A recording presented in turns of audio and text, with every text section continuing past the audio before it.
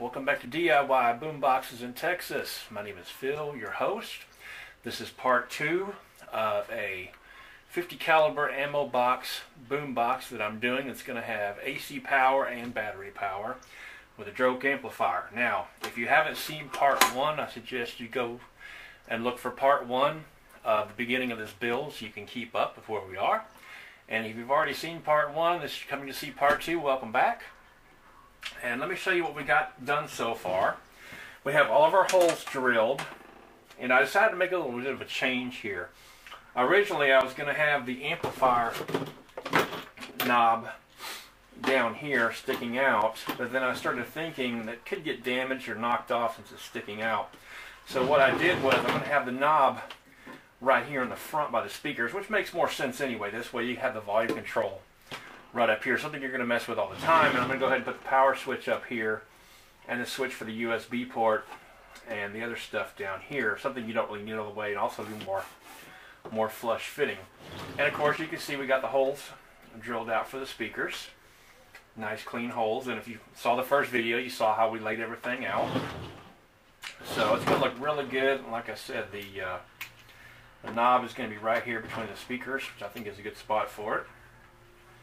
So, looking forward to that. So now what we're going to do today is we're going to prep the surface for paint, and we're also going to put the paracord on and go ahead and get all that taken care of, and also scuff up the surface, get these pencil lines off of there. And I'm going to show you the different types of paint that I'm going to use. So let me check the video real quick, see what kind of angle you guys are seeing, so I can show you how to do the paracord.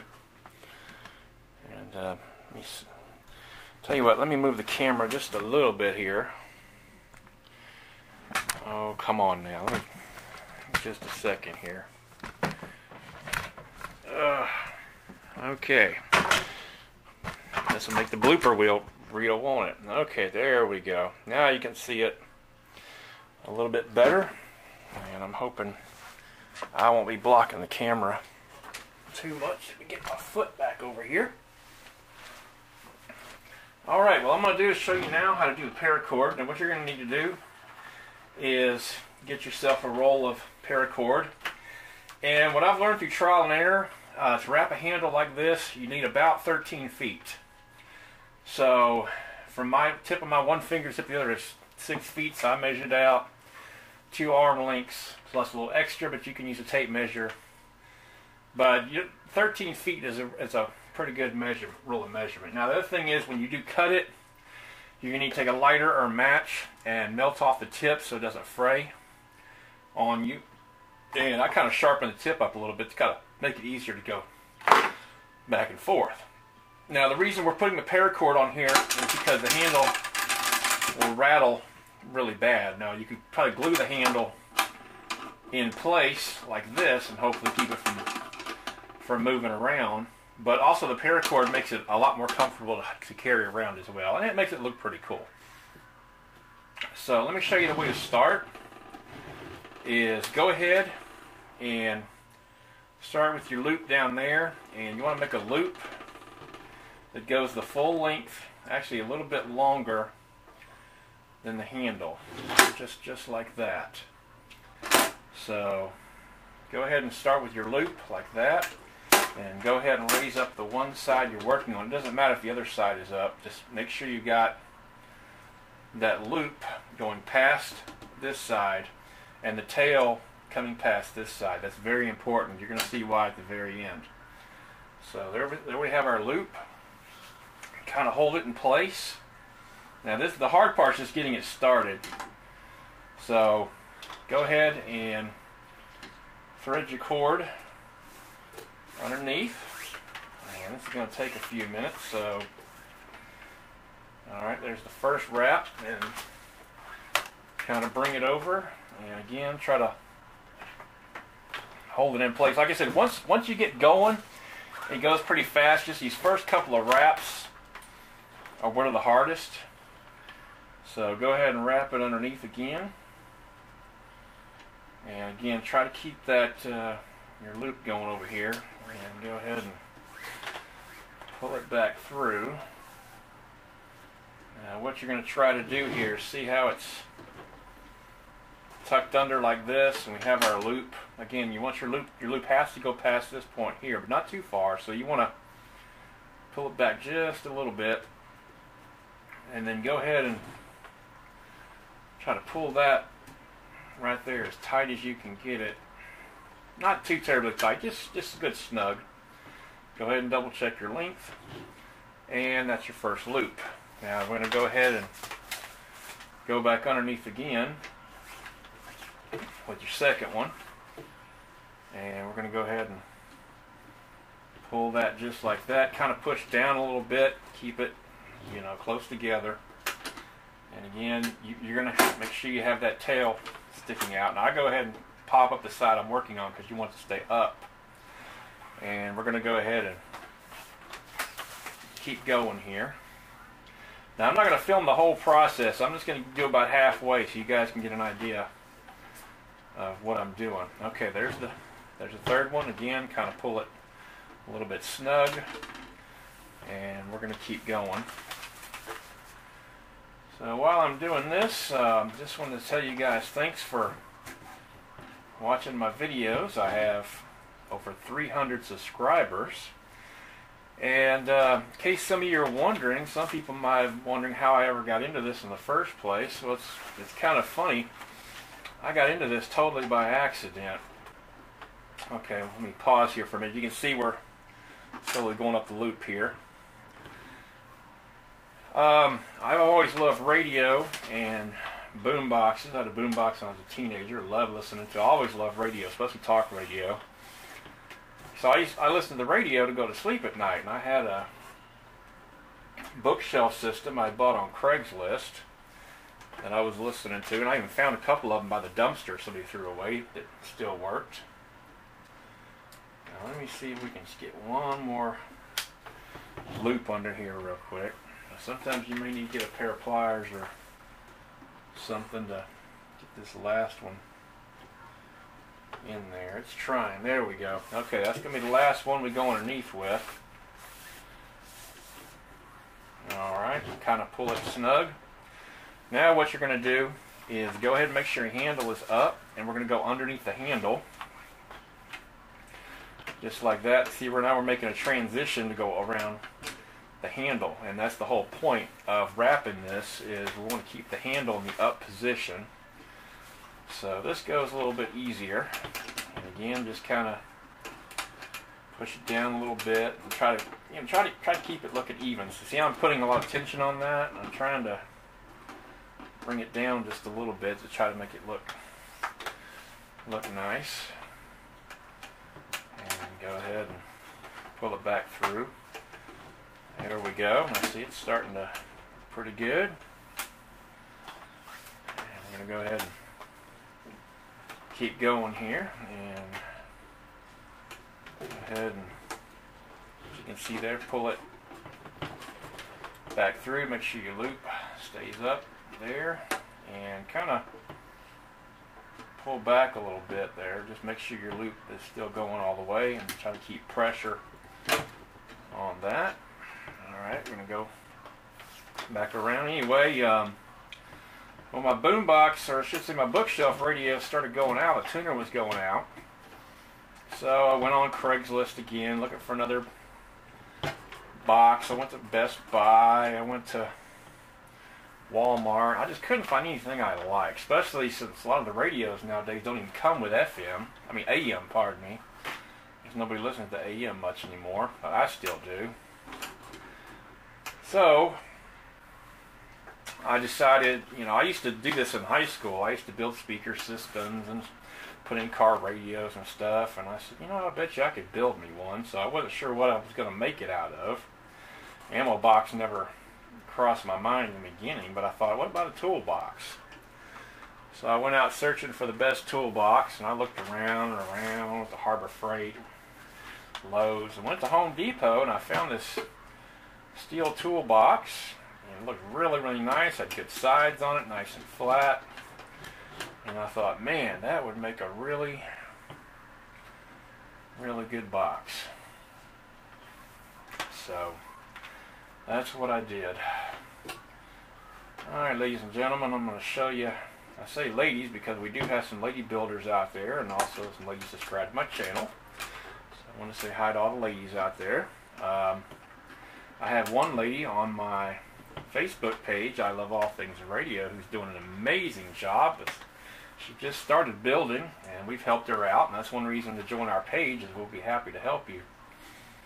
Now, as you can see here, I'm going to go ahead and transition. I'm just going to leave a little gap right there.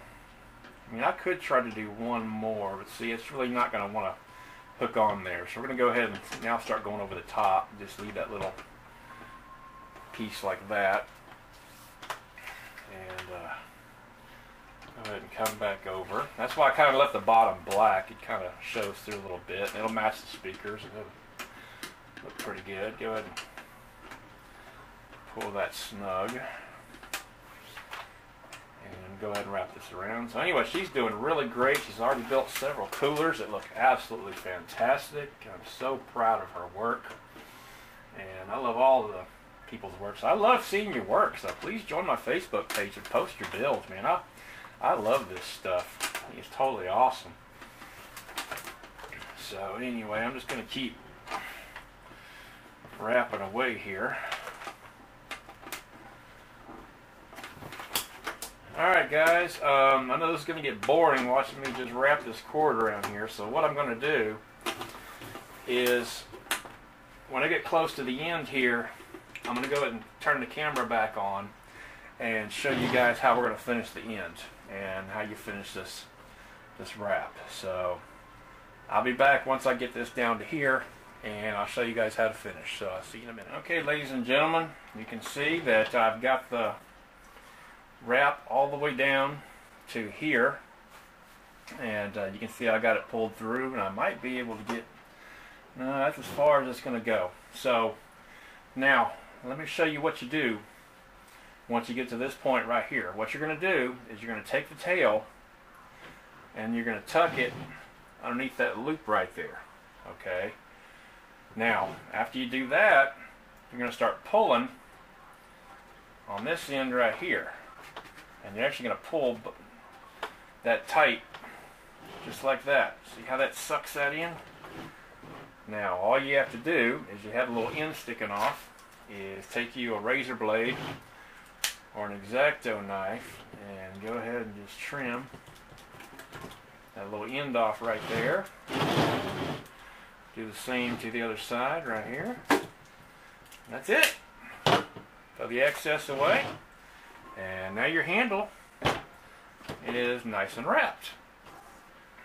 Now, like I said, if it was black, it would blend in a little bit better.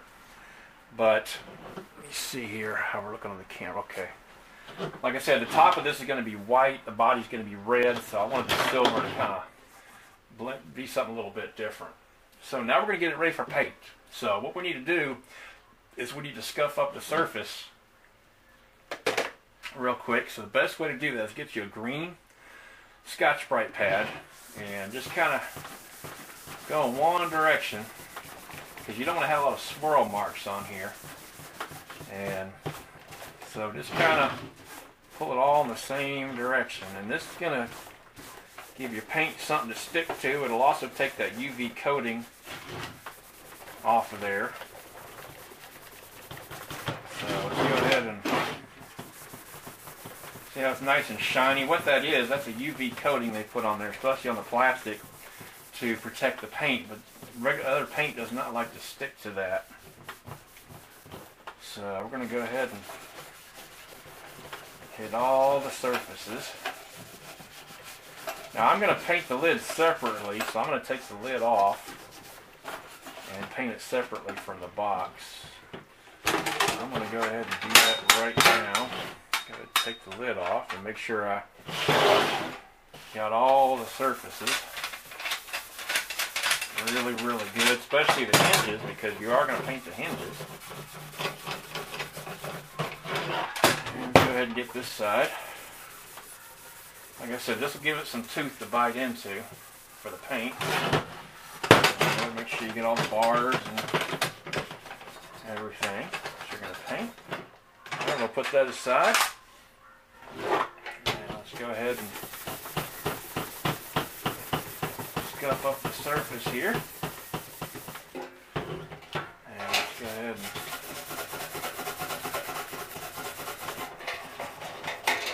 and everything going to get painted. Up to the corners. Across the top there. Let's go ahead and get the front. You always want to drill your holes before you paint, because what's going to happen is that hot metal is going to want to fall onto that paint. It will ruin your paint job, and also your drill might slip,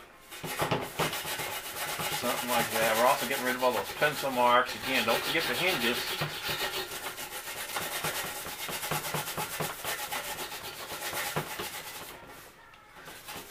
Especially the corners here. Now, I don't paint the bottom because nobody's going to see the bottom, so I'm not even worried about the bottom. Now, if you want your project to be perfect all over, you can paint the bottom, but to me, it's just not really worth the time and effort because nobody's even going to see it, so I'm just going to leave the bottom black. Alright, now you can use a can of air to get the dust off, or what I like to use is I got me a 2-inch paint brush, and it works good cleaning everything off. It's a lot cheaper. A can of air. I'm going to dump the residue over here in a plastic bucket here. Alright, now we're going to prepare the surface. Now, one thing is, you don't want to leave these holes open, because if you do, you're going to have paint spattered, blowing all into your project, and you want the inside to look just as good as the outside. So what we're going to do is we're going to take some tape, and we're going to cover up all these holes here that we have, and that's going to keep the paint from coming inside the box. And just make it look a lot nicer, especially if you're building these for a customer or just doing it for yourself. You know, you want the inside to look just as good as the outside. You know, take some pride in your work. So go ahead and tape over these large holes right here. Now, you can use masking tape, but I found that, you know, painter's tape is a little bit more expensive, but it works a whole lot better as far as sealing. Don't forget the small holes, like this one right there. So go ahead and make sure we get all the gaps there, and that's just gonna keep the paint out of your project. Yeah, like I said, I built me a toolbox boombox, and I really enjoyed the experience. It was a lot of fun, and I showed some of my friends, and they were thinking, hey, can you build me something or help me build something? I said yes. I started helping them, and well, it got kind of addicting. It became a pretty fun hobby, but it's an expensive hobby, so that's why I started selling them, so I can keep building them, but I can build them for other people. And I can make a little bit of extra money. I don't make a lot of money doing this, but it's money I can put back in my projects, like this one that I'm doing. Alright, now I'm going to go ahead and put the lid on just because it'll make it easier for me to tape off the handle real quick. And your handle will move back and forth just a little bit, but for the most part, see, it's not going to rattle at all. And it feels really good in your hand when you carry it around.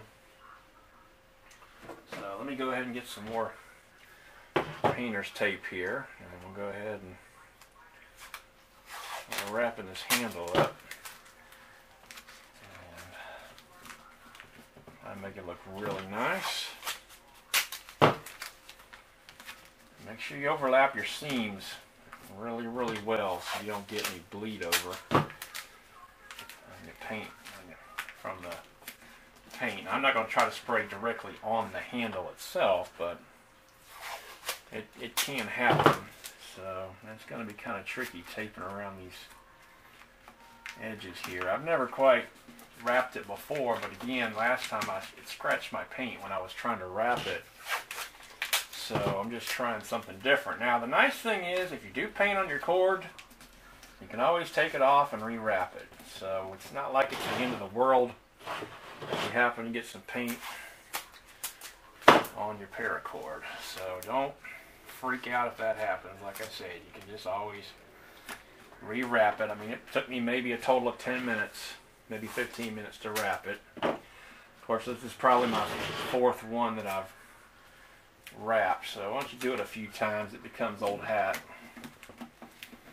For you young people out there, that means it gets easier. Just a real old expression there. Alright, let's see here. Gotta try to get that as close as possible to the bottom.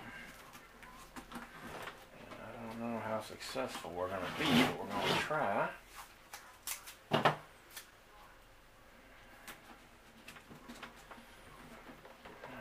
Alrighty. Now what I'm going to do is I've got a pair of screwdriver right here, and I'm going to try to tuck that tape in as good as I possibly can.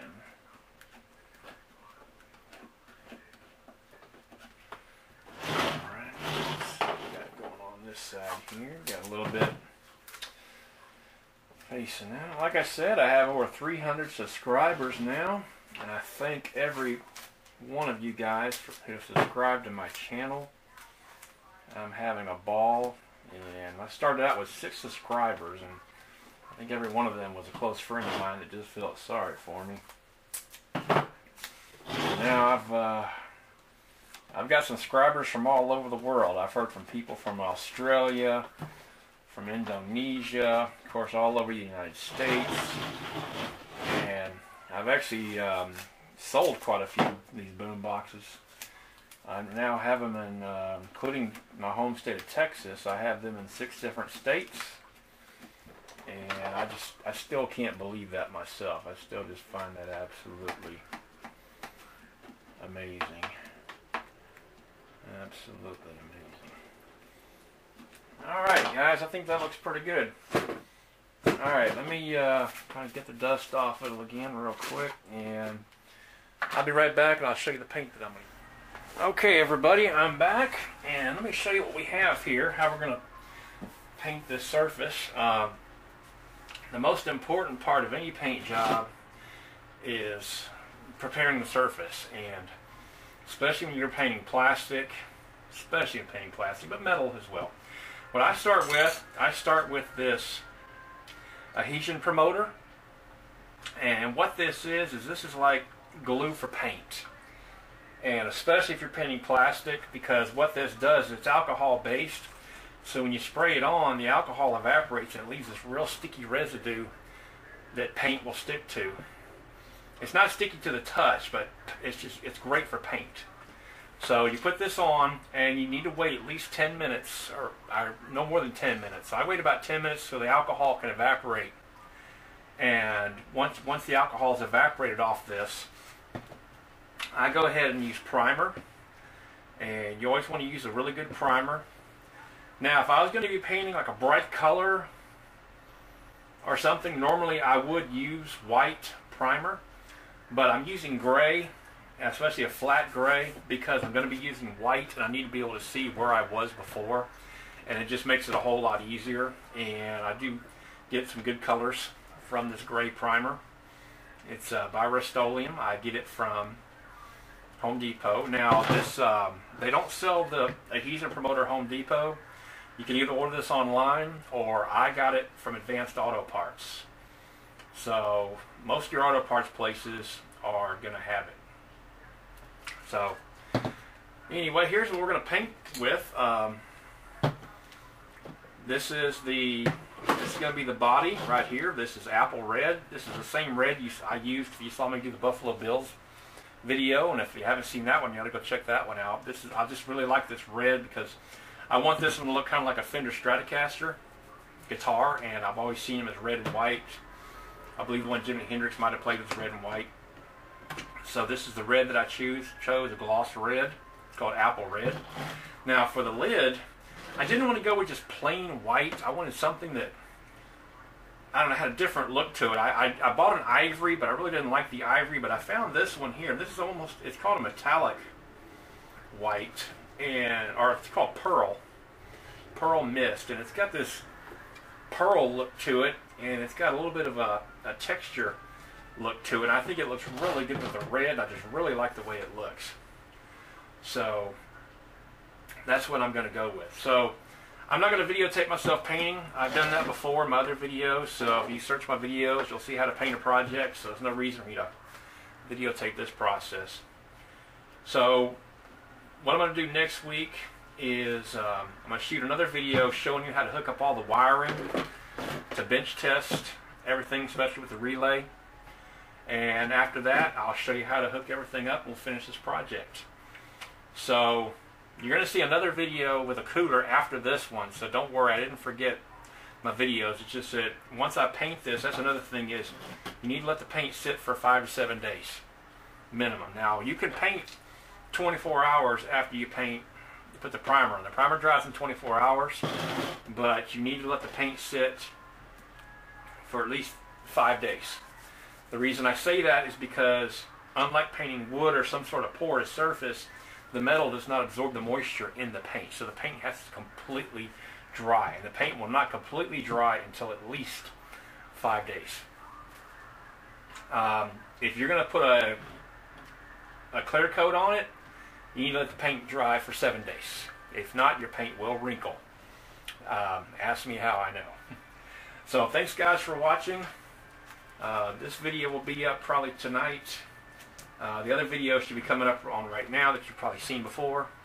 And thank you so much for watching. If you have any questions, leave me a comment below, or look me up on Facebook at my group, I Love All Things Radio, on Facebook.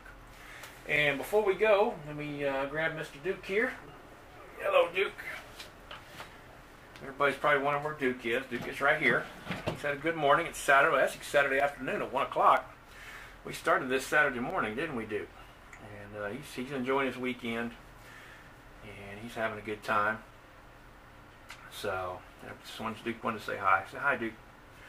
All right, everybody. Thanks for watching. For Duke, my name is Phil. DIY Boomboxes in Texas. See you next time.